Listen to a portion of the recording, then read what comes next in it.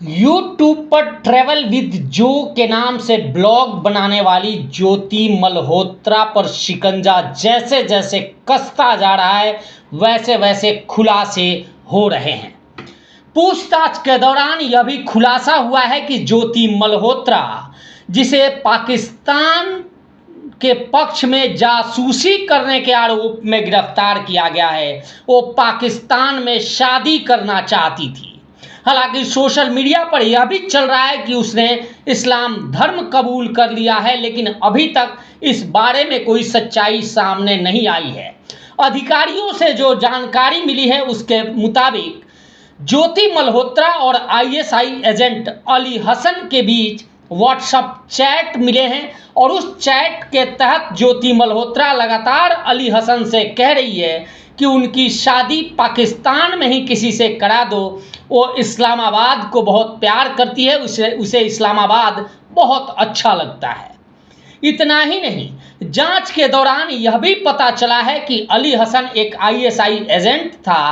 Agent है और उसने ही भारत में पाकिस्तान उच्चायोग के अधिकारी दानिश से मुलाकात कराई थी। ये वही दानिश है जो पहलगाम हमले के बाद भारत सरकार ने इसे भारत छोड़ने का आदेश दिया था और उसके बाद से भारत से गायब हो गया था।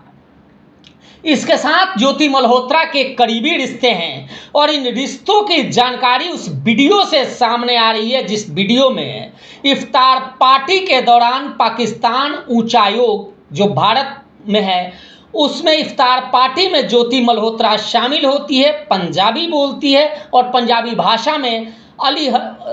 भाषा में दानिश और उन दानिश की बेगम के साथ अपने ताल्लुकात दिखाती है, रहनुमाई दिखाती है और उन्हें हरियाणा अपने गांव आने का निमंत्रण देती है। ये तमाम धीरे धीरे चूँकि पूछताछ हो रही है और पूछताछ में ये खुलासे हुए हैं।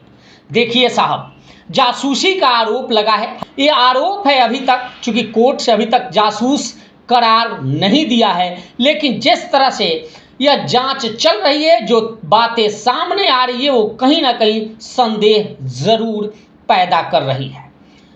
इतना ही नहीं, इस जांच के दौरान यह भी पता चला है कि ज्योति मल्होत्रा के 4 बैंक खाते हैं और उसमें लेन देन दुबई से भी हुआ है, यानी दुबई से भी पैसे आ रहे हैं। इतना ही नहीं, जो पीओआई के संपर्क में ज्योति मल्होत्रा थी, उन पर बहुत पाकिस्तानी फॉलोअर्स जिस तरह से उनके वीडियो को ट्रेंड कर रहे थे, इतना ही नहीं, उन्हें जिस तरह से कई एडवर्टीजमेंट का भी ऑफर आ रहा था, ये तमाम चीज़ें कहीं ना कहीं संदेह के घेरे में ज्योति मल्होत्रा को जरूर खड़ा कर रही हैं।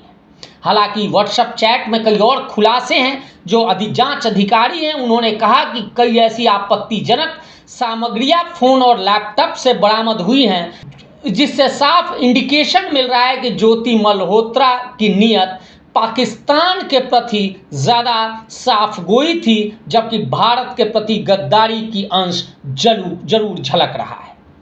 हालांकि 33 साल की ज्योति मल्होत्रा हैं और फिलहाल जांच चल रही है और इस जांच के दौरान कई और ऐसे जासूस जिन्होंने उस दौरान जासूसी की थी, यानी खाना भारत का खाते हैं और गाना पाकिस्तान का गाते हैं, ऐसे तमाम लोगों पर कार्रवाई की जा रही है, ऐसे गिरफ्त में भी आ रहे हैं।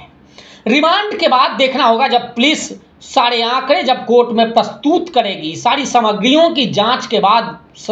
प्रस्तुत करेगी, तो निश्चित तौर पे एक बड़ा खुलासा होने की संभावना है। यह माना जा रहा है कि पुलिस के पास पर्याप्त सबूत है जिससे ज्योति मल्होत्रा गद्दार बन गई और अपने ही देश के खिलाफ गद्दारी करते हुए दुश्मन देश से जा मिली थी।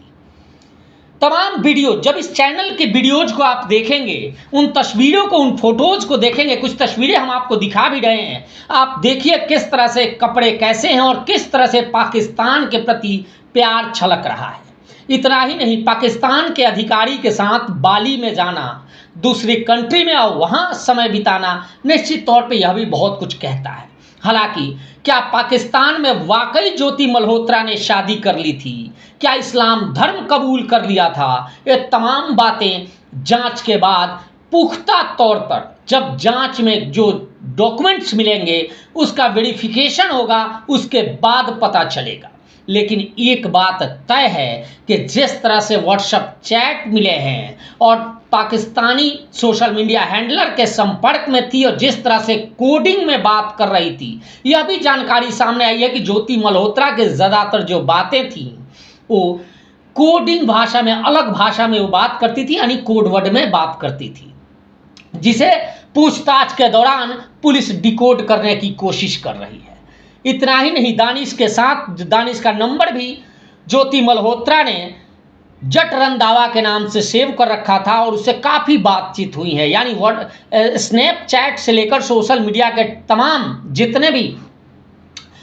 साइट्स हैं उनके सहारे सोशल मीडिया के जितने भी, चाहे वो व्हाट्सएप हो चाहे स्नैपचैट हो, इन तमाम चीज़ों के तहत उनकी चर्चा बातचीत हो रही थी और काफ़ी ज़्यादा लगाव दिख रहा था। फिलहाल देखना होगा कि पुलिस जब जांच रिमांड के दौरान जो जांच की रिपोर्ट सौंपेगी तो उसमें और कौन कौन से खुलासे होते हैं।